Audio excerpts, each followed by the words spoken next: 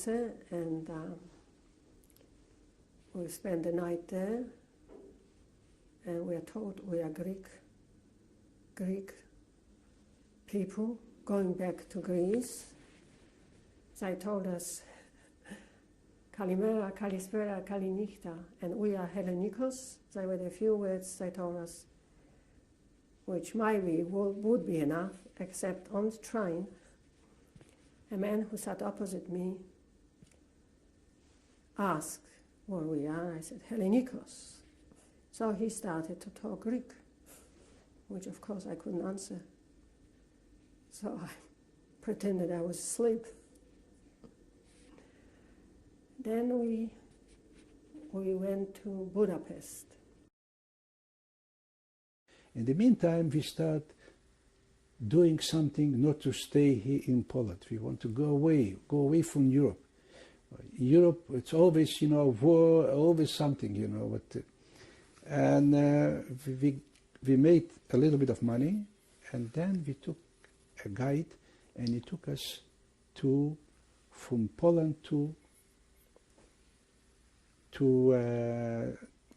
Czechoslovakia, and Czechoslovakia we went to Austria, and Austria we went farther. Austria was 3 or 4 zones. Then first we was in Austria in the Russian zone, and then we came in the American zone. And we was traveling like we are Greeks. We are Greek with Greeks flags, and we were staying there. Then it comes to me a Greek, and he start talking to me in Greek. And I didn't know what to do. Then I said to him in Hebrew, then he said, he's too fast for me, and he left. He left me. And we decided to go to Palestine. And the Jewish Brigade helped us. They gave us Greek passports. We had to destroy all our documents that we were in Russia or that we speak any other language. And we got a Greek passport. And how did you get Greek passports? The Jewish Brigade gave us. And we were not allowed to speak any language, so the only thing they were doing is praying to each other, type of thing. It was quite thing. One of the soldiers or guards on the border of Poland said, those Greek people are very uneducated because they can't speak a word of any language. We were just told not to speak, In any case, we came first through Bratislava.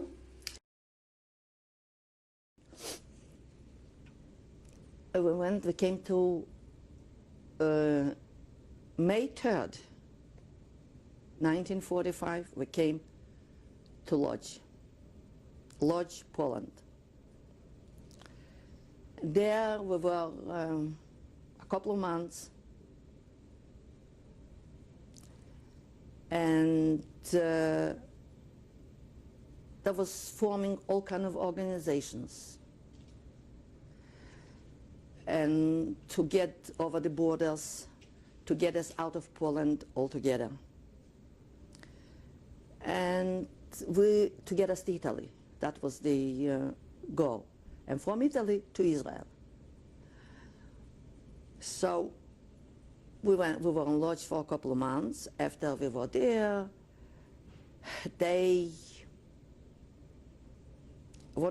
this guy that's in Israel, he was a very big Zionist, and he was the one, a group leader, and he led us out of Lodz. And we were supposed to go as Greeks. Greeks? Yes. And we were not supposed to understand Russian or Polish. And they taught us 2 words in Greek, kalimera and kalisfera. That means good morning or good night. And kalanekta. 3 words or something like that. And we went on the trains all over as Greeks, and one in Czechoslovakia. We were on a train in Czechoslovakia. And there were women sitting across, and I was one woman in that whole group. And 2 women, they were talking to themselves, look at this girl, it's a pity, she's probably hungry. I understood her because Slovakian language is Polish and Russian. It's very easy to understand. So, and she said, she's probably hungry. Maybe we should give her something to eat. So one said, yeah, I have a Danish, and I'm going to go over to her and give it to her. She walked over to me, and she gives me the Danish. And I say, like this. So she walked away. And then I hear her saying, she's probably afraid maybe it's poisoned. She's probably afraid maybe it's poisoned. That's why she doesn't want to take it. The Bricha is supposed to take us to Israel. That was the 7th of July, 1945. And did you get to Israel? No, I haven't ever get to Israel. I didn't get to Israel. Then after this, after when we came to Budapest, they made us papers first. The Bricha made us papers that we are Greeks. They told us to throw away all the passports, anything we had from the concentration camp or anything to throw away and to make us the papers that we are Greeks, because we had to pass over the Russian border from the Russian to the English, from the Russian zone to the English zone. And they were scared if we were Poles or something, they weren't so Greeks, they let through. They let through there. We couldn't talk one word, not talk Russian, only Hebrew or Jewish or otherwise Greek. Say we don't know Polish, we don't know German, we don't know anything. And that was the Polish-Czechoslovakian border? Yeah. We had passes as Greek Jews. We weren't allowed to speak any Jewish, no Polish. Just they would come to us, the Polish soldiers. What's your name? We don't understand. When I came to Kiev, we were traveling on a transport with a lot of Polish people towards Poland. Well, I didn't know which stations they're going to go through, but one morning they stopped. I walked out of the train and I looked out and I saw a church. The church looked familiar to me because it was a Polish church, a kościół. And from the station, I looked at that, I said to my friends, I say, you know, it looks like we are already in Poland, in the former Poland, because I can recognize the churches. This happened to be my own city, Rovno, which I didn't recognize. The whole city was completely bombarded. The only thing was left in the city was the church, the kościół, the Polish kościół. There was a big Jewish synagogue was left standing because it looked like a church. Then the Sobor, which the Russian Orthodox Church was also left, which is standing even today. The rest of the city was completely destroyed. Only a few buildings were left. Could you find out anything about your family? We didn't stop because that same train, I couldn't get off to see who was there in the city because I wasn't going to go to the city. I was going to go to Poland, and Rovno was Russia. So we continued, unfortunately, further, and we came into Poland in somewhere not far from Krakow. We crossed the border. The Polish soldiers greeted us, and the first thing we found out was anti-Semitism. They spoke in Polish, which I understood very well, and they used to say in Polish, "Oh, Żydzi, Żydzi, Żydzi." So we understood what it is and didn't care for us at all. And what is that we were coming back to Poland. What is it they were saying? Well, they were saying that they weren't happy to see Jews coming from Russia. Why don't they stay there? But we came back actually not to stay in Poland. We figured we're going to go someplace else. From that place, they sent us into Poland in the areas where they could put us, and we went to Oberschlesien. It's sort of used to be a German section of Poland, and I landed in a city called Boynton in German, and as we were opening up the cars, there was a group of Zionist people from Israel came to recruit us to an organization, to a Zionist organization. And anybody that was young, I was probably about 1946, I was 23 years old. And they took us, they asked if I want to join the Zionist organization. I say, sure. I'm all alone. I have no family. I say, why not? They took my suitcase, whatever I had there, took it right away, and we went into I joined a organization called DROR, a Zionist organization with 90, we were all 90 people. We lived in Bitam, and we were waiting for a transport to go to Palestine at the time. We had some bad experiences down there in Bitam with the Polish government. They once wanted to attack us, all the Jews, the 90 young Jews, youngsters in this group of the DROR organization. Polish soldiers came with guns. They wanted us out. And it wasn't easy until the Bricha, it was called, the Israeli group called Bricha, working from Israel. They were transporting all the Jews.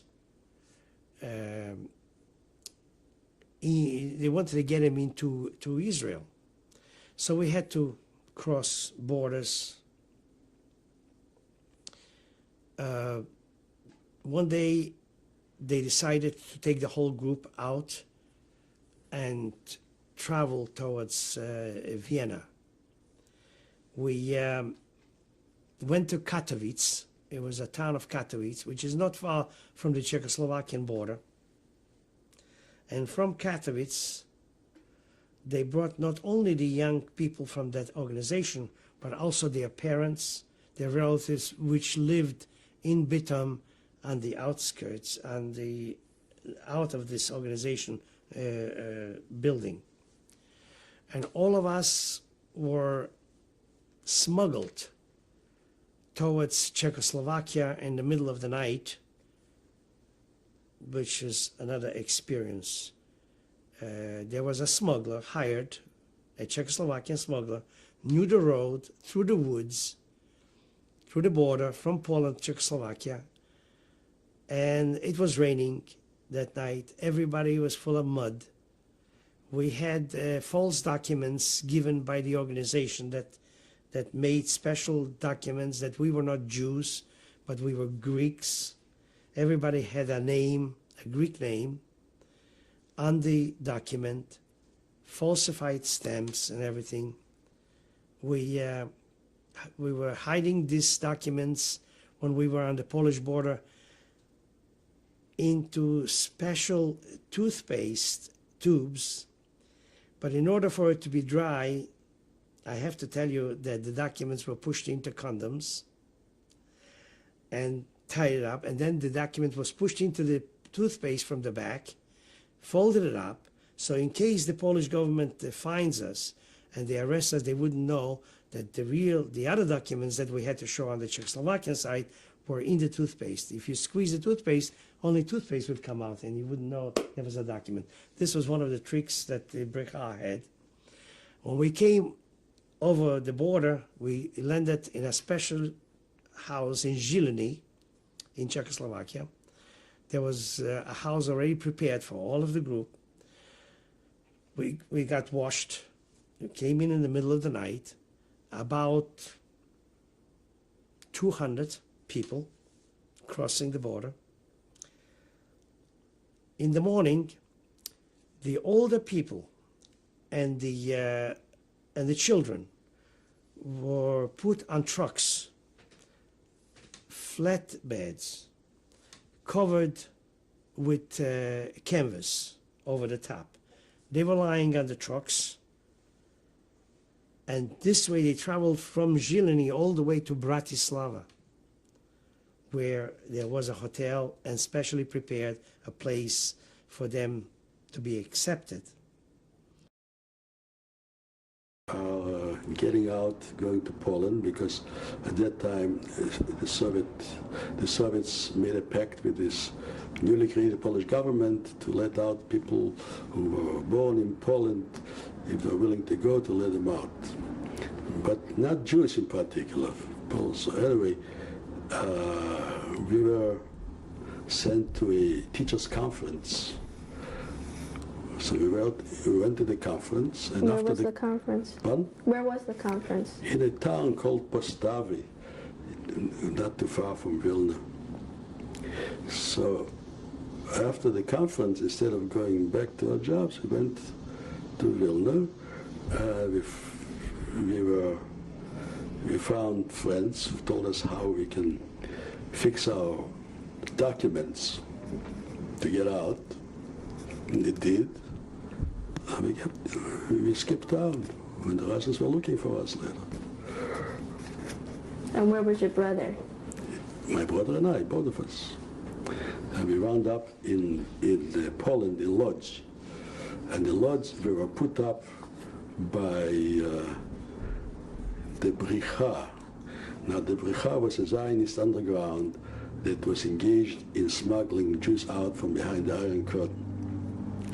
So they took us, they organized a transport out of Poland to the west under the guise of Greek Jews from Saloniki who are being repatriated home. So we were supposed to pretend we don't understand Polish, we don't understand Russian, we only understand Greek. Luckily nobody of Greek origin was there, so it was safe until we came in Czechoslovakia. A good soul, a railroad worker said, "Oh, I know a Greek who is here, I'll go and fetch him." Luckily the train moved away before he brought him. So we wound up in Austria, in Linz on the Donau, which is the birthplace of Eichmann. It's also not far from Brenau, where Hitler was born. And in Lublin, the Bricha movement was established. Bricha movement, in which the groups which were a monk, Abba Kovner, and Vitka, and Rushka was also Theo Le Grec from the Warsaw Uprising and Antek. The idea was to help Jews to get out of Russia and the Soviet dominating zone and eventually get them to Palestine to build a new Jewish home. And I was working in Bricha. My skills were very needed. We needed all kinds of documents, and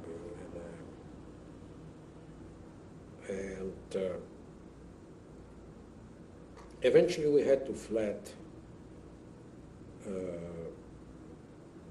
Lublin, where we were, because we were engaged in some, in order to get money.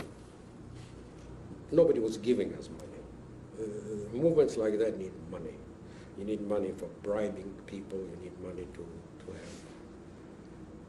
The things which were being done were daring. For example, a member of the organization was getting to Russia to a prison camp, actually a gulag in Asia, and requisitioning a train and putting people there and bringing them as a Polish army to Lublin, and then they were changed in the striped uniforms, and they were getting the identity cards of Greeks, and they were being shipped. And beside brave people who were not afraid to risk their life for that, they also needed a good forger, and there was plenty of work for me. But eventually, one of the operations was too risky. They get involved with the black marketeers from Russia, and we gave them documents that they can bring typewriters with Latin keys. And there was a big amount of money which was being smuggled, and when they went to the airport with all the documents perfectly in order, which I have stolen, I was working for the Ministry of Information and Propaganda, but I was able to steal it from another ministry, the official documents, and stamp them, and they can go to Russia on the plane. And they were arrested on the way to the airport with one uniformed Soviet and with other one who was a plainclothesman. And there was a guy who was a partisan from our group who was with them. And when they were arrested, they took them to a place and started speaking Yiddish. So it is like Eden. I said, you have money, you want to live, give me the money. And took the money. But these people who arrested them were our people. So they went to a Jewish major in KGB, and they said, if you can get the loot back, they'll divide it with you. And this is how, in 24 hours, we had to move our headquarters. And the place chosen was Bucharest, which is a good place. On the way to Bucharest, the following thing happened. Abba Kovner insisted that he keeps all the documents which are related to partisan movement in Vilna, which later on became, I think, the big part which was in kibbutz or fighters in Israel. And also Tzivya Lubetkin had some stuff, also personal weapons. And all this was carried with us. And we went across the frontier in Sanok to Czechoslovakia. And everybody had a document that he is Greek, because you go to Romania, when you go to Romania, you're Greek. Nobody spoke Greek, so they spoke Yiddish, thinking that nobody would know what it is. And in the city of Sanok, the two very suspicious-looking individuals came over and arrested us. And they took us to the KGB. Special department dealt with espionage. And those guys said that those people are very suspicious because they speak only German. So he wanted to interrogate us. But how could he interrogate us if they were not allowed to speak a language which they would understand?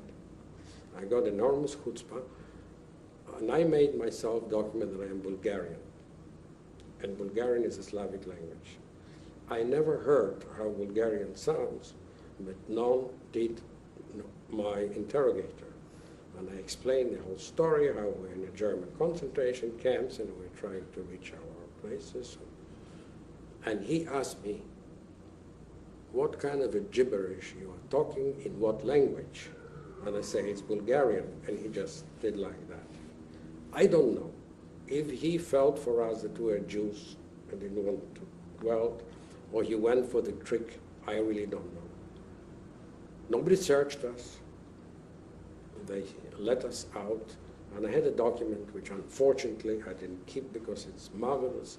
It was written that all the military transport is asked to facilitate Gabriel Sedler's on his trip from the city of Sanok to the city of Bulgaria. Anyhow, we went to Romania, where we got in touch with the Palestinian Brigade, who were working very efficiently in Bricha, already some American organizations, and actually some people already left at that time already from Bucharest. This was 45, before the end of the war. We went to Italy. About the same time, still in Poland, Abba called me up and he said to me, Gabik, he got a very big influence on me. He was my mentor and he was a very dynamic personality, very charismatic person. He was a born revolutionary and a leader. And he said, you survived not because you are better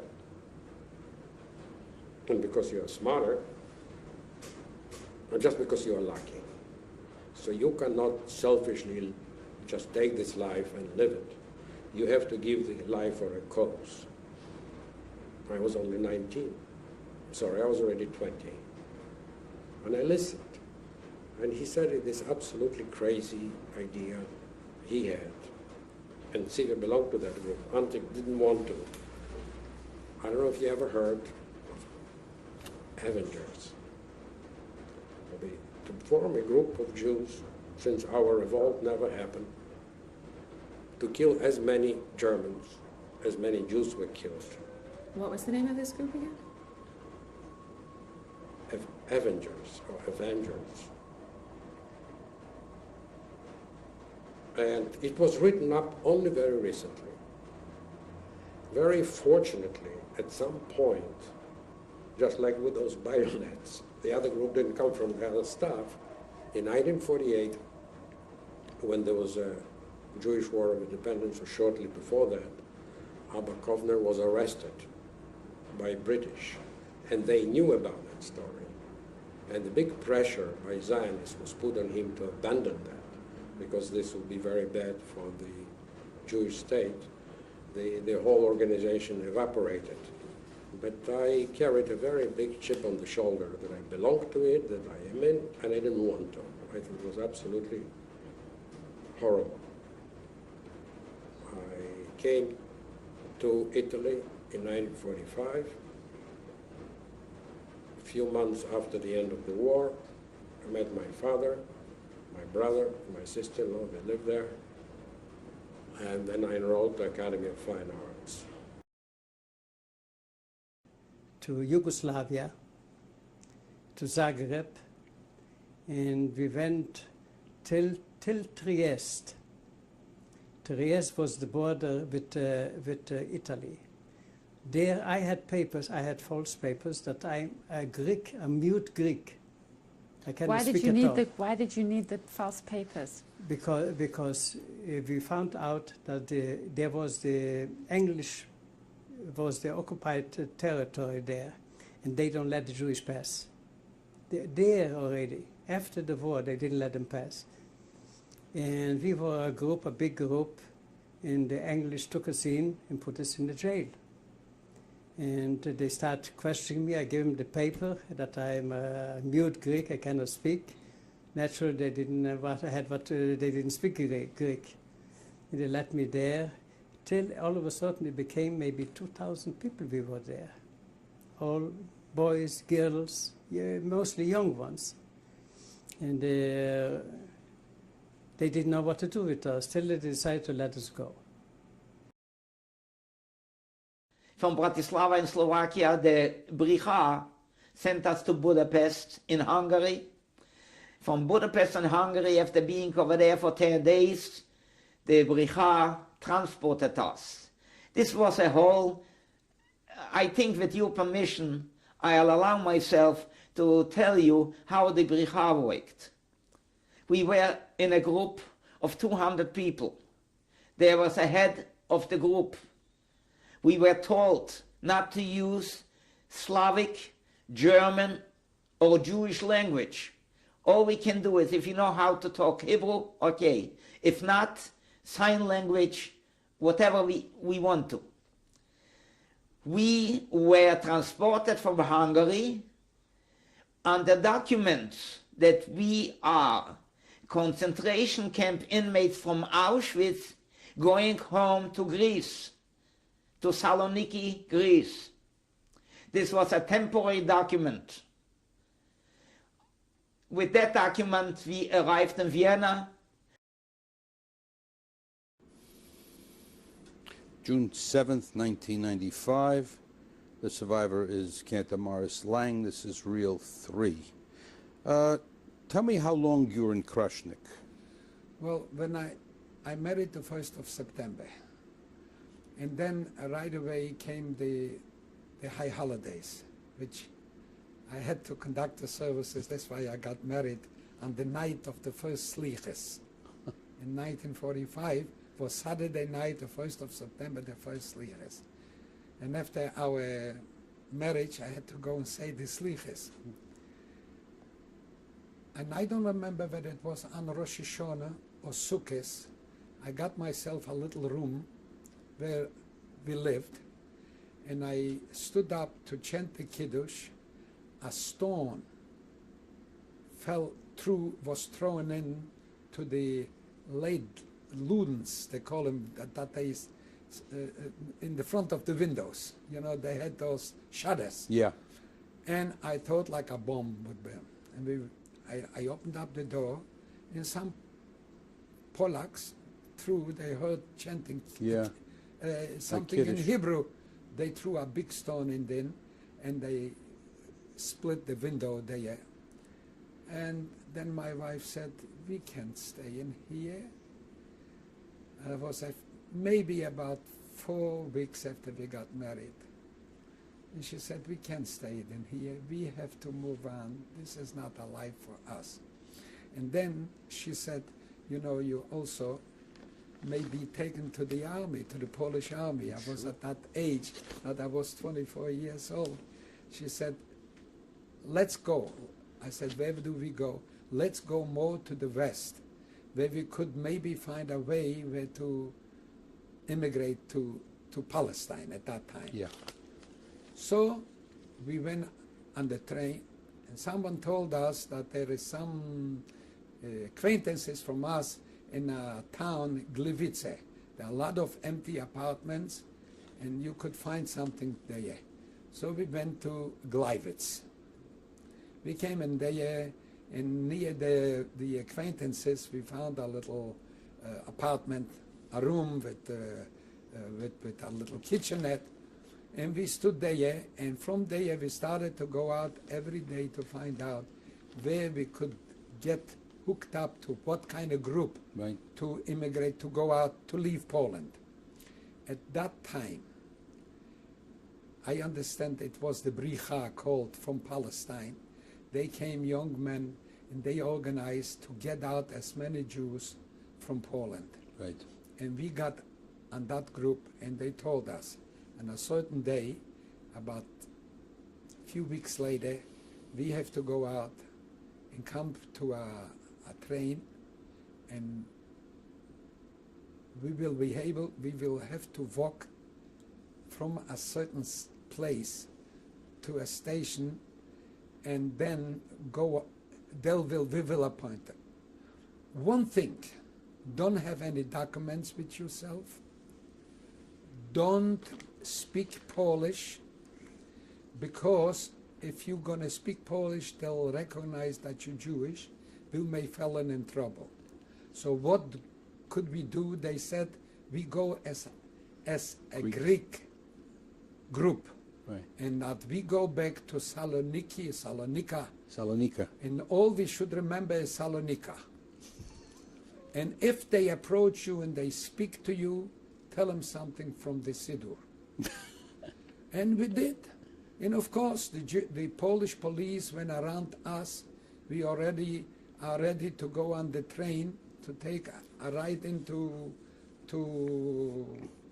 border, across the border. They speak. If they come over, they say "Gdzie idziesz," or or in Polish. Are you a Jew? All I told them is "Ma toivo alecho," and they said something. Another one said "Ashri yoshevetecha." Another one would say something else in Hebrew, and they got so mixed up. They said "Te Griki, gorshe jak Żydzi." That means the Greeks are worse than the Jews. They don't understand anything. And we got on the train. We are ready to leave to Czechoslovakia. While we sit on the train, a big officer, I don't know, a Russian officer, with, you know, a high rank officer, like a captain or whatever it is. Colonel. A colonel.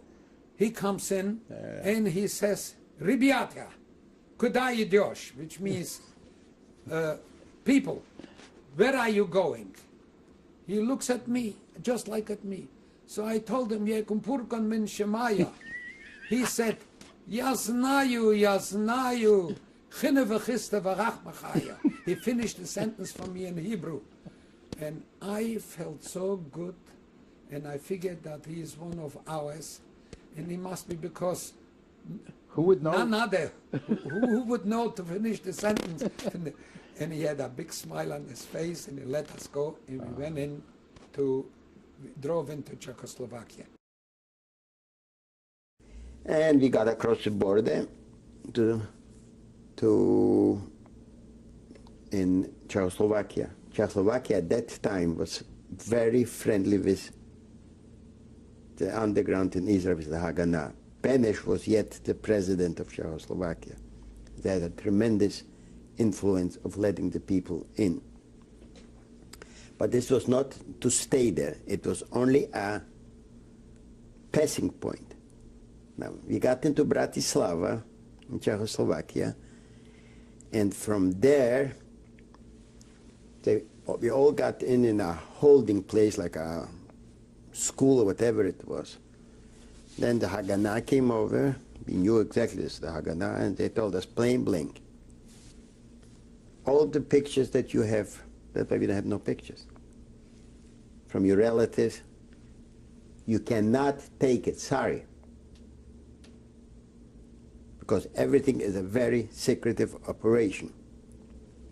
You are going from here to Vienna, to Salzburg. First to Vienna, and then went to that. And in order to get to Vienna, the part that we had to go through by railroad was under the Russian occupation. You know, like the train from Czechoslovakia to Vienna, at one point it was Russian. And he said, "You are all traveling as Greeks. You don't speak a word of Jewish, you don't speak a word of Polish. If they engage you in any conversation, you don't know how to speak." You're traveling as weeks? As Greeks. Oh. Greeks. And at that time, it was just the time when all nationalities were coming home from different parts of the world. You know, the Greeks were coming home because everything was under the German occupation. And everybody was going here and it was going there. But you are Greeks. They ask you who you are, you're a Greek. They don't understand Greek. They cannot get in a conversation. They cannot ask you nothing because you don't understand the Russian. So we got in, anyway, we got into Vienna. Vienna, we got into the Rothschild Hospital. And I'm in Poland, so I started a little bit, you know, to make money in Poland. And then from Poland, I organized some money and I paid the Bricha, became the Bricha, and I registered with the Bricha to went to Germany. Where did you go in Germany? In Germany, I went to there's not, on the border, they kept us for 2 days, they held up, and the Bricha was working back and back. You know who the Bricha is? But maybe you better tell us so. Okay. Yeah. Bricha is the Jewish delegation from Israel. Yeah. So, all the papers we throw away. I have my family, from the marriage, everything. And we talk Greek. I understood Greek.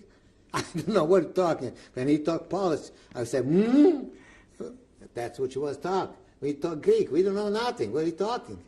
Whatever talk. So he was Greek Jew. We go to Greece. Okay, now you were starting to tell us about the Bricha and you were leaving Poland. That was 1947, was it? No, that was end of 1946. End of 46. Yeah. Right. The Bricha couldn't get us out of Poland. We had to go black. You know what means black? Black means without paper, with anthrax on the border to Czech. So you smuggled? Czechoslovakia there. And then the Bricha somehow had some connection. They took us from there to Austria. We were a short while in Wien and I don't remember where it was, Kaserne or something, maybe Franz Josef, maybe not. Would have been the Rothschild Hospital? Or maybe Rothschild Hospital, I don't remember. With names I'm not very good. Okay. Names and dates are not for me. Numbers I remember, but not dates. Anyhow, then the Bricha told us to destroy all the documents. We're supposed to be Greeks, going back to Greece from the camps. And when we were spoken to or something, they managed to know how I was, and so on. And then we arrived in the displaced person camp in Ansbach-Bleider. June, July, something, in November 11, they had a kibbutz dinner we stay in Poland. We go to Israel. No, Israel was Palestine this time. This was what year? Palestine was in 1947. Okay. We go to Israel. We not stay in Poland. Poland is not for us. The anti-Semites, they kill all the Jewish and they give up all the Jewish. We not stay here. And I was working by Polak and he say me, and I don't come to work. He called. I know was already. And in the night, ran away with the Tzava Agana from Israel, the soldiers from Israel. They take us to Czechoslovakia. Okay. They take us to Czech. We was in Czech a couple days. Later, they take us to Germany, to München. To Munich. Munich. Yeah, to Munich. And they give us passport of our names. Now, who is this? This was the joint distribution committee. And give us passport of our name. And they won't make money because the IS no give that enough money for it. So they sell our passport to rich Jewish, and we go no legally. And you were illegally? No legally. No. Our passport give off somebody, and they give me a Greek name. I can't read the name. I write up my name in the hand to sell. And later we come there. If we come to München, we go to Marseille, to French. There, after we were in Poland, we were hoping our brother made it. That was something that we were hoping. And as we did in October, that time after my sisters got married, and the whole group that we were together with, they decided that we have to get out of Poland. If we wanted to go to Israel, we have to get out from Poland. So, as a group, it was from Israel people that, I don't remember their name, it's a group that helped us really get out of Poland. And we really had to, we didn't have any passports because we were from Poland. And they told us when we go through the granites, how is that? What would that be? Borders. We should say that we're coming from the concentration camps and that we are Hungarian. that, oh, Greek, we don't speak Polish, we don't speak Russian, that we are Greek. Did anybody speak Greek among you? No. Somehow we got through the Czech borders, and was plenty scary. And then when we came through Austria borders, at that time